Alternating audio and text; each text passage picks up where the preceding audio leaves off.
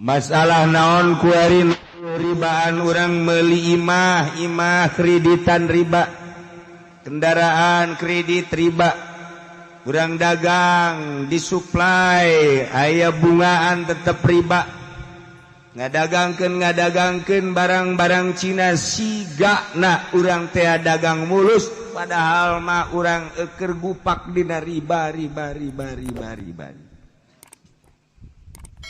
Urang tani kemudian orang meuli pupuk-pupukna pupuk ti nagara riba. Urang ayeuna mah meuli bayatu tai kotok di pabrik barang najis ku urang dibeli riba.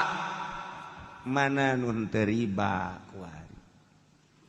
Ti mimiti imah kendaraan pakaian datang ka dahareun hampir riba 100%.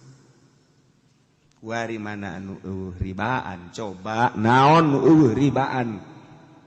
Mun Kangjeng Nabi nyaritakeun di akhir zaman ke bakal kabeh ti mimiti kendaraan imah jeung dahareun pake sandang pangan kabeh haram. Sahabat kaget. Kudu kumaha tungke eta. Ibadah ka Gusti Allah. Ieu kuari urang nah mana anu teribat? Mana? Urang hayang embung tina riba. Kiai kuari kiai cicing bae usahan teu naon tekan dibere ku pelimbah teh biang riba. Kuari kiai cicing bae kemudian dibere ku pamarentah disumbang ku pamarentah pamarentah mah juri riba. Urang dibere kuari ku petani rada deureus petanina anu bisa mah rada deureus tapi petani kapan aya petani gede mah surubukna dan lain sebagainya geus riba malulu urang dibere ka kiai-kiai nu cicing bae nyesep kana urusan riba.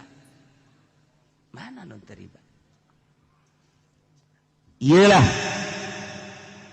ketika kaum-kaum manusia ngadahar barang riba, tunggu bakal terjadi khosaf wazzalal, gempa-gempa, ambles-ambles.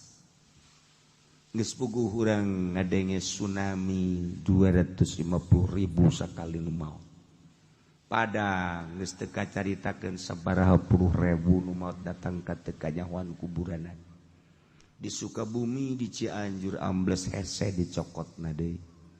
Tsunami Pangandaran sabaraha ribu manusa. Yogyakarta gempa. Kamari Garut banjir teka caritakeun sabaraha ratusna lantaran urang dibere informasi nu dangkal ku pamarentah. Padahal sabaraha ratus imah jeung sabaraha ratus